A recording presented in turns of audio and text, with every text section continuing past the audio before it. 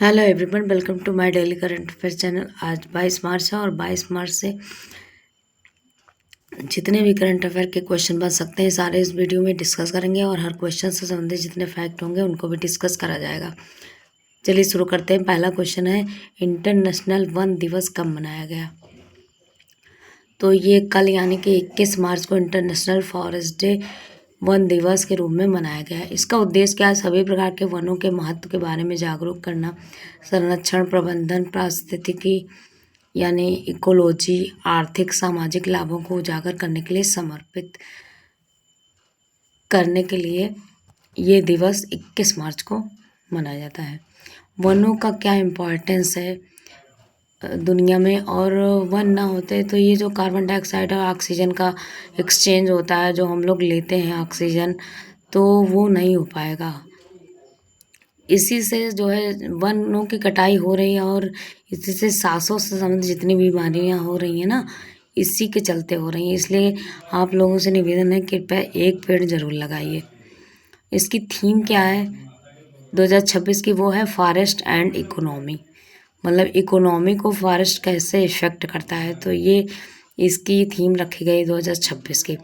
और 21 मार्च को 6 दिवस मनाए जाते हैं। पहला तो है विश्व कविता दिवस, world poetry day, world glacier day. कल भी मैंने इसके बारे में बताया था। इसकी थीम है ग्लेशियर प्रिजर्वेशन। ग्लेशियर जो टेम्परेचर बढ़ रहा है पृथ्वी का, तो ग्लेशियर सब पिघल रहे हैं। और क्यों पिघल रहे हैं, क्यों टेम्परेचर बढ़ रहा है? क्योंकि पेड़ काटे जा रहे हैं। तो मेन जो चीज़ है वो पेड़ लगाना ही है। विश्व कठपुतली दिवस है। इंटरनेशनल नौरोज़ दिवस जो पारसी धर्म का होता है, वो भी 21 मार्च को मनाया जाता है। इंटरनेशनल नस्ली भेदभाव दिवस, जो नस्ल को लेकर भेदभाव होते हैं उसको ख़त्म करने के लिए ये दिवस मनाया जाता है। और भी दिवस मनाए जाते हैं। अभी 1 मार्च को विश्व नागरिक सुरक्षा दिवस मनाया गया। 3 मार्च को विश्व वन्यजीव दिवस। 4 मार्च को राष्ट्रीय सुरक्षा दिवस। 5 मार्च को अंतर्राष्ट्रीय निशस्त्रीकरण व प्रसार जागरूकता दिवस। 6 मार्च को राष्ट्रीय दंत चिकित्सक दिवस। 7 मार्च को जन औषधि दिवस। 8 मार्च को अंतर्राष्ट्रीय महिला दिवस। 9 मार्च को राष्ट्रीय बारहवीं दिवस। 10 मार्च को अंतर्राष्ट्रीय महिला न्यायाधीश दिवस और 11 मार्च को धूम्रपान निषेध दिवस मनाया जाता है। राष्ट्रीय महिला दिवस कब मनाया जाता है? इसका आंसर कमेंट बॉक्स में दीजिएगा। 12 मार्च को विश्व किडनी दिवस। 13 मार्च को विश्व नींद दिवस। 14 मार्च को पाई दिवस, नदियों के लिए अंतर्राष्ट्रीय कार्यवाही दिवस। 15 मार्च को विश्व उपभोक्ता दिवस। 16 मार्च को राष्ट्रीय टीकाकरण दिवस और 17 मार्च को विश्व सामाजिक कार्य दिवस। 18 मार्च को आयुध निर्माण दिवस यानी ऑर्डिनेंस फैक्ट्री डे और 20 मार्च को अंतर्राष्ट्रीय प्रसन्नता दिवस, फ्रेंच भाषा दिवस, विश्व गौरैया दिवस 20 मार्च को मनाया जाता है। और 21 मार्च को इंटरनेशनल वन दिवस मनाया गया है और 6 और दिवस 21 मार्च को मनाए गए हैं। नेक्स्ट क्वेश्चन है, किस राज्य सरकार ने इंदिरा अम्मा परिवार जीवन बीमा योजना की घोषणा की है? तो ये की है तेलंगाना ने, इंदिरा अम्मा परिवार जीवन योजना।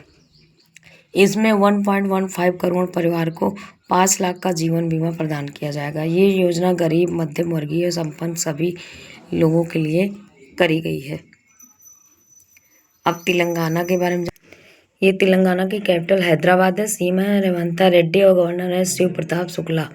शिव प्रताप शुक्ला पहले हिमाचल प्रदेश के गवर्नर थे, अब ये तेलंगाना के गवर्नर बन गए हैं।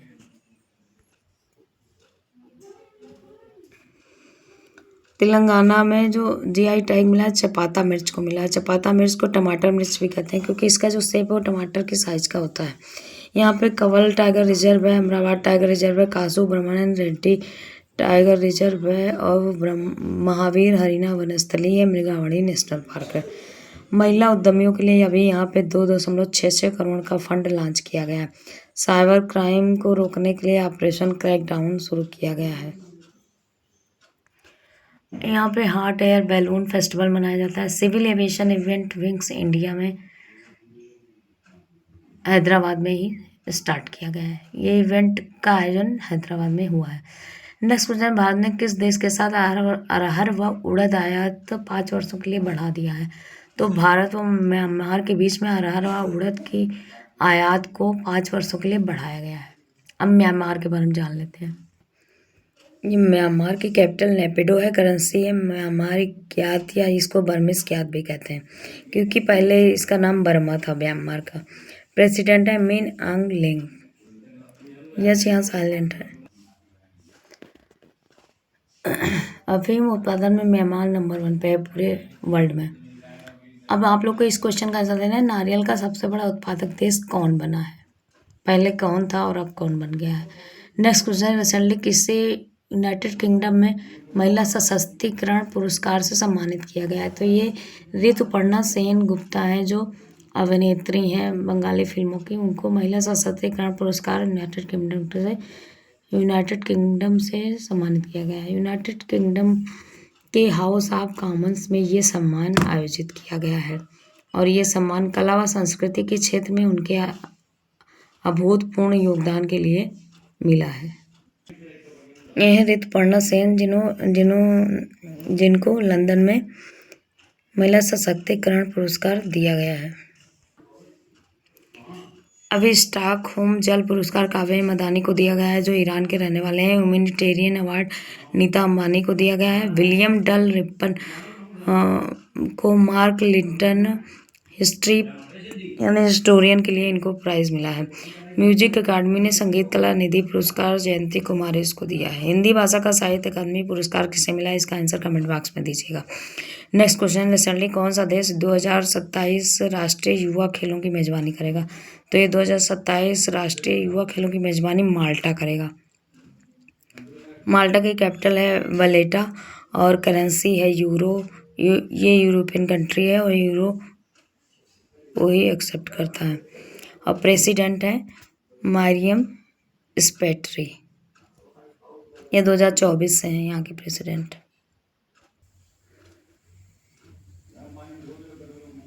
यह है माल्टा, यूरोपियन कंट्री है और यहीं पे राष्ट्रमंडल युवा खेलों की मेजबानी ये माल्टा करेगा 2027 का। नेक्स्ट क्वेश्चन, रिसेंटली से एनएमडीसी में निदेशक कार्मिक नियुक्त किया गया है? तो ये 1998 बैच के अधिकारी कृष्ण कुमार ठाकुर एनएमडीसी यानी कि नेशनल मिनरल डेवलपमेंट कॉरपोरेशन में निदेशक कार्मिक बने हैं। इसकी स्थापना 1958 ईस्वी में हुई थी।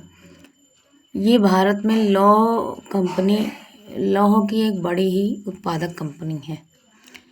अभी सेवी का पूर्णकालिक अध्यक्ष के वेंकट रमन मूर्ति को बनाया गया। Parthanil Ghosh HDFC Ergo general insurance के CEO बने हैं। पुष्पेंद्र पाल भारतीय सेना वेस्टर्न कमांडर चीफ बने हैं। प्रवीण यम खनूजा इंजीनियर्स इंडिया लिमिटेड के CMD बने हैं। अभी जो है आप लोग को इस क्वेश्चन का आंसर देना है। श्रीलंका में पुरुष क्रिकेट टीम के कोच अभी जल्दी ही नियुक्त किए गए हैं, मैंने बताया भी है। इसका आंसर कमेंट बॉक्स में दीजिएगा। नेक्स्ट क्वेश्चन है, रिसेंटली चापचूरकुट त्यौहार कहाँ मनाया गया है? तो ये मिजोरम में चापचारकुट त्यौहार मनाया गया। ये प्रमुख बसंत उत्सव है जो रंग बिरंगे सांस्कृतिक कार्यक्रम, पारंपरिक नृत्य, संगीत प्रदर्शनी आयोजित की जाती है इस उत्सव के उपलक्ष्य में। ये झूम खेती की प्रक्रिया पूरी व बसंत ऋतु के आगमन का प्रतीक है। यह मिजो कम्युनिटी के द्वारा मिजोरम में मनाया जाता है। मिजोरम की कैपिटल क्या है? आइजोल है। CM है लाल दुहवम्मा और गवर्नर है जनरल VK सिंह। ये है NMDC के जो अभी निदेशक कार्मिक बनाए गए हैं कृष्ण कुमार ठाकुर।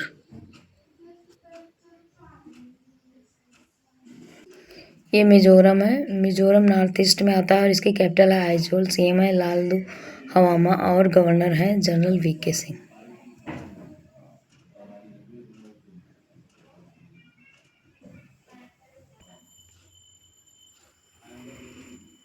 अभी रीड स्नेक प्रजाति, अभी स्नेक की एक नई प्रजाति रीड स्नेक खोजा गया है। अभी यहाँ मिजोरम में बैराबी सैरांग नई रेल परियोजना अभी मोदी जी ने यहाँ स्टार्ट की है।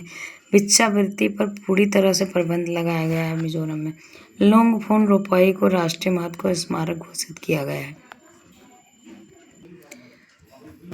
रिसेंटली चंक नॉरिस का निधन हुआ, ये कौन थे? तो ये मार्शल आर्ट के दिग्गज, मार्शल आर्ट में दिग्गज व अभिनेता, अमेरिकी अभिनेता थे ये। फिल्मों के बादशाह कहे जाते थे चक नॉरिस। इनका अभी निधन हुआ है 86 वर्ष की अवस्था में। ये ग्लोबल सिंबल थे। ये है चक नॉरिस, अमेरिकी एक्टर और मार्शल आर्ट के दिग्गज।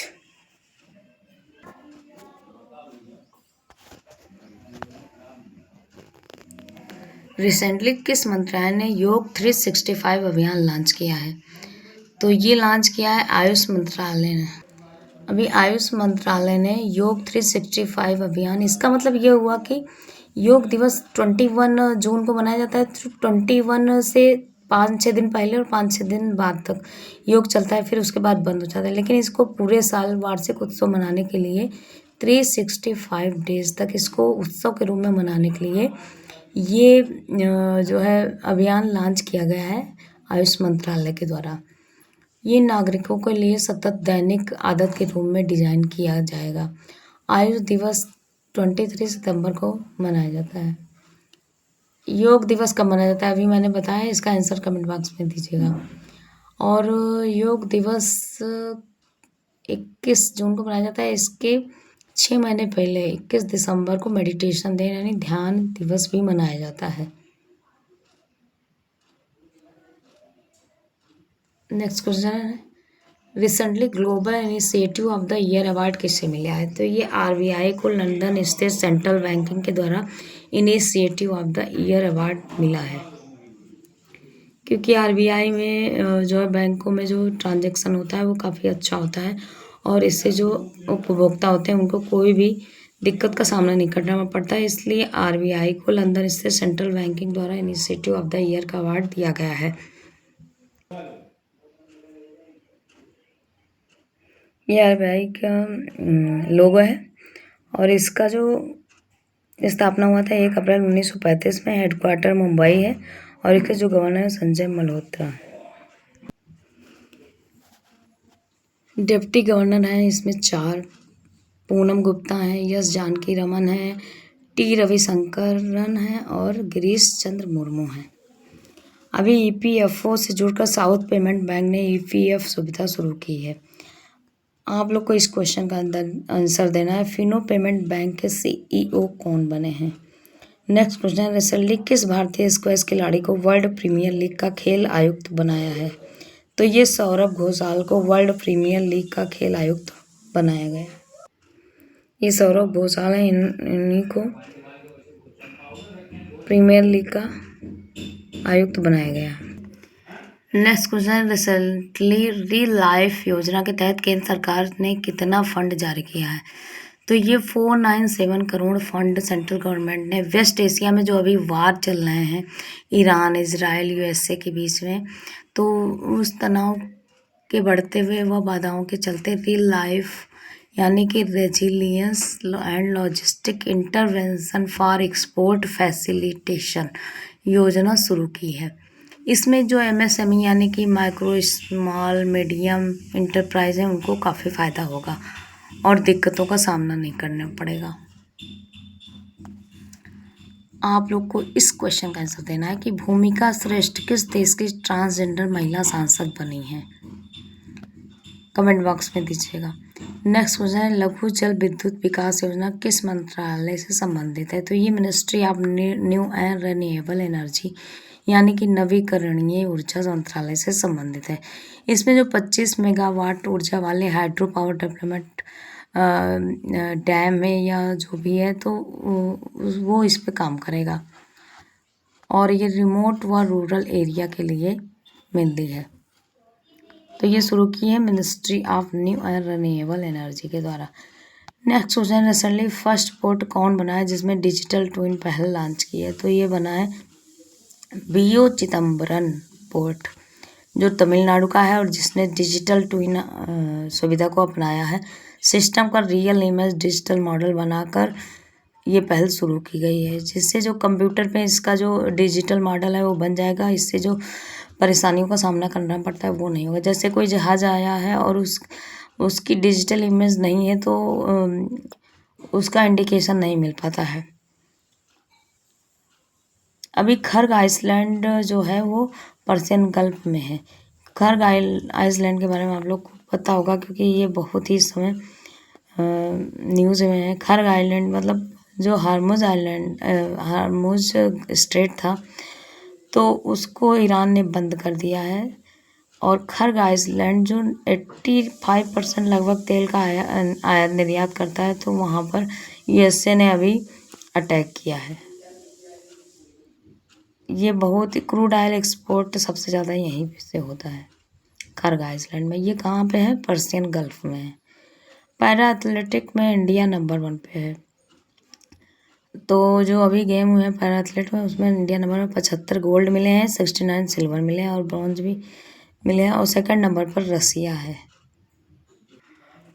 Next question, national election commission ने 4 राज्य में व यूटी में इलेक्शन घोषित किए हैं। वो कौन से राज्य?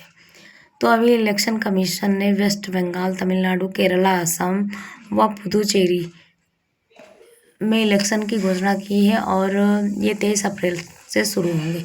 अब इलेक्शन कमीशन के बारे में जान लेते हैं। इलेक्शन कमीशन एक कॉन्स्टिट्यूशनल बॉडी है जो आर्टिकल 324 में आती है कॉन्स्टिट्यूशन में। ये Lok Sabha, Rajya Sabha, president, vice president, state assembly का इलेक्शन कराता है। और इसकी स्थापना 25 जनवरी 1950 में हुई थी। इसका हेडक्वार्टर न्यू दिल्ली में है। और इस समय इलेक्शन कमिश्नर कौन है, इसका आंसर कमेंट बॉक्स में दीजिएगा आप लोग।